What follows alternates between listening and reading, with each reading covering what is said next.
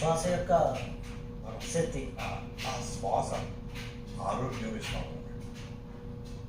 శ్వాసే ఆరోగ్యం. శ్వాస తర్వాత మీకు ఎంత పెద్ద ప్రాబ్లం అండి తీసుకురండి, పైన బలం చేసే ప్రాబ్లం కిందకు వచ్చాడు. శ్వాసే పరిష్కారం.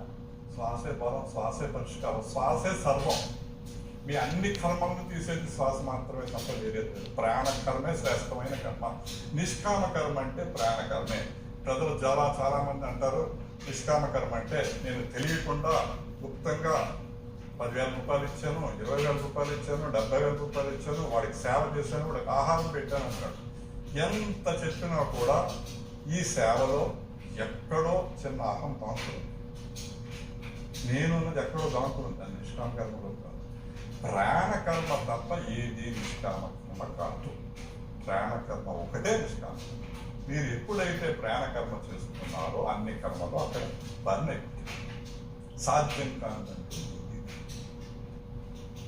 క్రియా విద్య చేసిన వాడికి సాధ్యం కాదంటూ ఏది లేదు. ఎందుకంటే వాడు సత్యమార్గంలో వెళ్తున్నాడు, వాడు సత్యంలో ప్రయాణిస్తున్నాడు,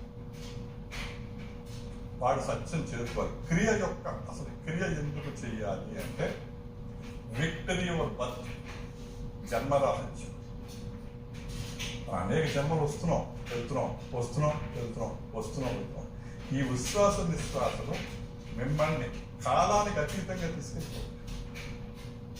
అనేక వేల సంవత్సరాలు దాని ముందుకు వెళ్ళిపోతున్నారు. 180 బ్రతుకులు చేస్తే 1 సంవత్సర కాలం దాని ముందుకు వెళ్ళిపోతున్నారు. సో మీ మీద ఎటువంటి గ్రహాలు పంచి, ఎటువంటి కర్మలు పంచి, ఎందుకంటే మీరు బియాండ్ ద టైం వెళ్తున్నారు. మీరు సత్యంతో ఉన్నారు, పరమాత్మతో ఉన్నారు. పరమాత్ముడు మనం మంచి పని చేసినా, చెడ్డ పని చేసినా, దొంగ పని చేసినా, ఏ పని చేసినా శ్వాస జరుగుతూనే ఉంది. వీడి పని చేశాడని చెప్పి ఆయన ఎక్స్క్యూజ్ చేయట్లేదు. ఆయన ఎక్స్క్యూజ్ చేస్తే మనం ఇలా మాట్లాడుతాం 1 నిమిషం అంతే. ఆయన నిరంతరం మనం ఏ పని చేసినా ఆయన చేసుకునే ఉన్నారు.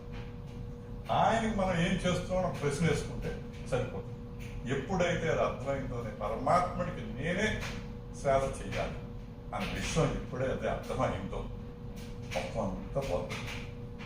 అక్కడే ఉండొచ్చు. ఈ క్రియాయోగాన్ని బ్రహ్మ విద్య అంటారు, సిద్ధ విద్య అంటారు.